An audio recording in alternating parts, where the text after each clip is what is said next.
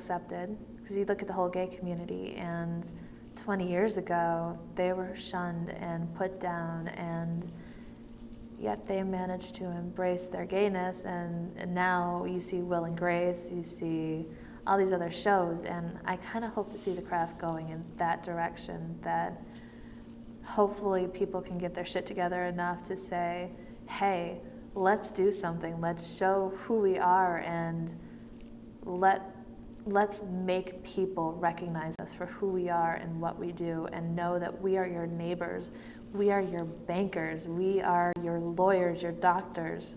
We can hold professional jobs and not look like complete crackpots out there. So, and that's what I want to, being able to work in a bank and have a conversation with somebody and having them spout Christianity and me being able to spout paganism right back at them without being self-conscious about it, or being able to wear a pentagram to work and not have somebody give me shit for it. In 1951, England repealed the Witchcraft Act of 1604, allowing Gerald Gardner, Alex Saunders, and Aleister Crowley to educate novices worldwide. This brought to light information which had been hidden for centuries. No longer fearing persecution, witches were free to start the evolution which would become modern-day neo-paganism and Wicca.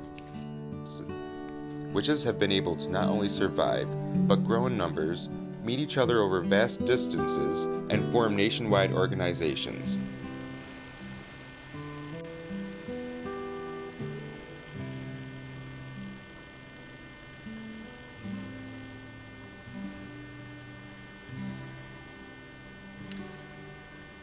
Red Lion of the noonday sun, we call upon you. We call upon the energies of fire, whose direction is south.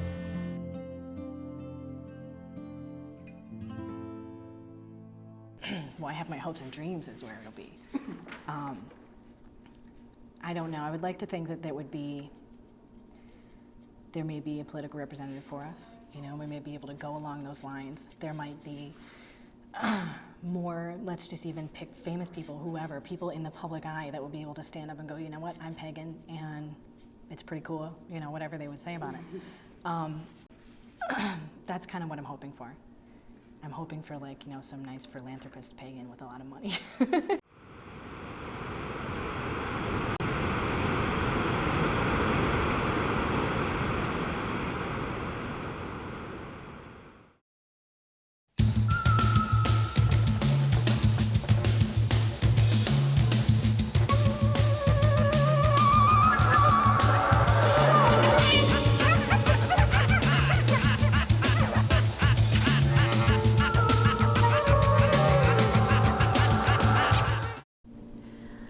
I'm basically an eclectic witch. I think predominantly I'm a Taoist, going back to the whole balance of the universe. I also follow some other traits like the traditional witchcraft, Buddhism, basically Hinduism. I love the Eastern philosophies. That's really where I started off with years and years and years ago. As far as modern witchcraft, basically just pulling everything, taking a look at what's around me, intellectually analyzing it, and feeling out what makes sense, what doesn't make sense, and if it doesn't make sense, tossing it away. But basically I follow no one particular path, have a strong leaning in Taoism, and pick and choose from everything else. My actual belief, or my actual craft that I follow, the tradition itself is called Grecian. It's based on the Hermetic laws, and it's been practiced one of the longer versions because it actually comes out of the Hermetic teachings. What do I really practice on an everyday kind of real life? That's actually eclectic. I'm a true American witch. What works for me is what works for me. A little bit of Native, a little bit of Celtic, a whole lot of Grecian, only because Hermetic teachings are universal teachings and they came from all over. And there's a whole lot of splattering of Eastern philosophy in there. So I'm a true eclectic American witch. I'm sort of an eclectic blend, but I've got definitely an interest towards Celtic side, and I'm finding out through sort of a little bit of an indirect route of more Native American than even I had ever expected, and it's occasionally kicking me in the butt and saying, look at this kind of thing. And it was actually a little surprise for me to start to realize that, but combining it all together, I take a little bit of everything else and it becomes eclectic, but I am finding that Native American interest as well. I don't really follow one that anybody knows the name of, you know what I mean? It's like, I kind of have my own names for it or whatever, but I follow a goddess path, and it involves the Trinity of Maiden, Mother, and Crone, and them having their own values and their own aspects, and each of them getting to know each of them involving a lot of inner reflection, going through those 3 steps to reach what I think the 4th step is, which is consciousness, which is the all goddess, and it's kind of Zen-like in a way, but you know. But and it doesn't mean I don't specifically believe that deity is male or female. I make a conscious choice as an educated woman of faith, whatever, to choose my deity as feminine, because I think that it's lacking in the world. Primarily Celtic influence. I think, quite frankly, I use the term eclectic, but only in the sense of that there are a lot of different traditions that interest me. But one thing that I do personally is in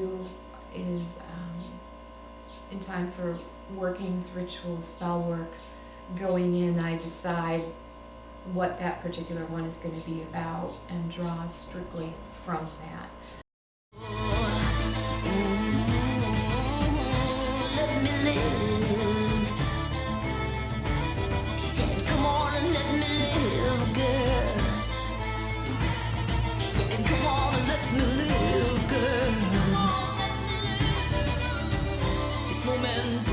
Time, she said, it doesn't belong to you, she said, it belongs to me.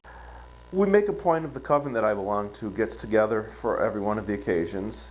I also like to go to events that other covens are holding when it's at all possible. Unfortunately, scheduling doesn't allow for all of the above as frequently as I like. There are, usually I will get together with either my group or, another local group in the area. And a lot of times in my house with my daughter, we will celebrate, Christmas and Easter and all those regular holidays at the right times, at the normal times that the rest of the world does. But I'll make sure that she knows this is just one way somebody thinks, and here's some alternate stories that mommy wants to teach you or whatever, But usually we just kind of do, what regular America does. Every once in a while I have like my own little quiet reckoning, and sometimes I go to the public Sabbath celebrations. Again, being relatively newly discovered to the craft. It's not like I follow a coven. It's not like I have, like one set group of people that I completely exclusively hang out with for everything. And I'm still sort of feeling my way around what makes sense and what doesn't make sense. I go to some public things. Mostly this is a quiet sort of acknowledgement at home. Some holidays. I began by celebrating them with open rituals that were open to the community, that I enjoyed very much, that were an extremely wonderful, wonderful learning opportunity for me. Now I've definitely gone back to my original practice of solitary and private, occasionally with a very few key, close people that share a lot of my viewpoints as to how we should be practicing and how we should be doing things. And that's not to imply that there's one right way. There's a right way for me, and there's a right way for a few others that seem to mesh well with that.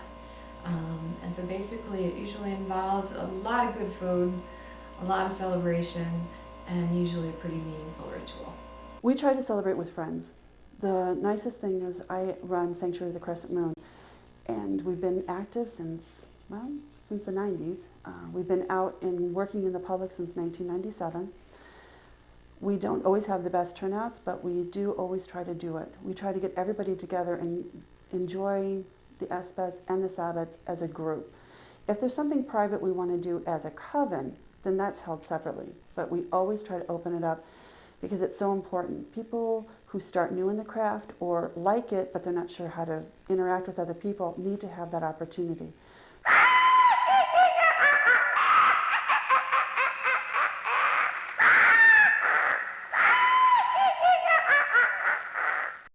The cards, Tarot cards. absolutely.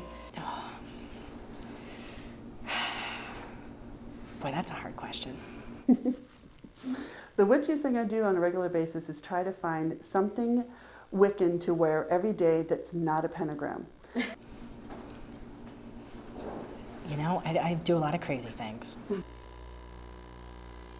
When something else isn't always pushing my mind towards things and I slow down just a little bit, I do notice all the other little things in nature and in life that really are what make life enjoyable. And even to me, being, you know, a rational person, I think this is a little crazy. But I think sometimes I just sit around talking to people who aren't there, but I know they're there. You know, I mean, I'm pretty sure there's someone there, and I'll be like, hey, what's going on? And I'm talking to them, and it might not even be out loud, but I know that there's someone else there. Or there's some kind of energy in the room. I don't know how to explain it. You know what I mean? But, but as a rational human being, I go, that's insane. In 2004, Pagan Pride Project's Fall Equinox events boasted worldwide attendance of over 40,000 people and collected 30,000 pounds of food and $10,000 for local charities. The old ways are alive deep in the hearts of the cities and towns worldwide through honoring the Wheel of the Year, the passing of one season to the next, the phases of the moon and sun, the tides and the ebb and the flow of natural life. Modern witches are at the foundation of the mundane, the forefront of the magical, and guardians of the mystical.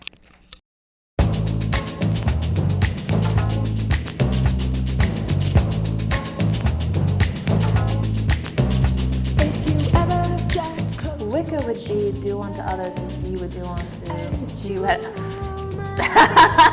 that out right there. Start again. The golden rule.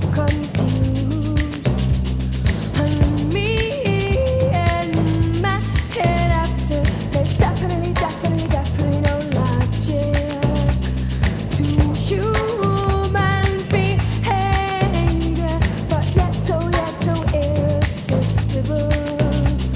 And me and Matthew. You know, I do a lot of crazy things. And there is no more uncertainty.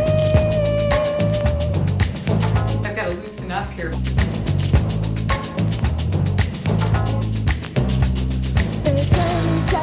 Terribly moody. A human behavior.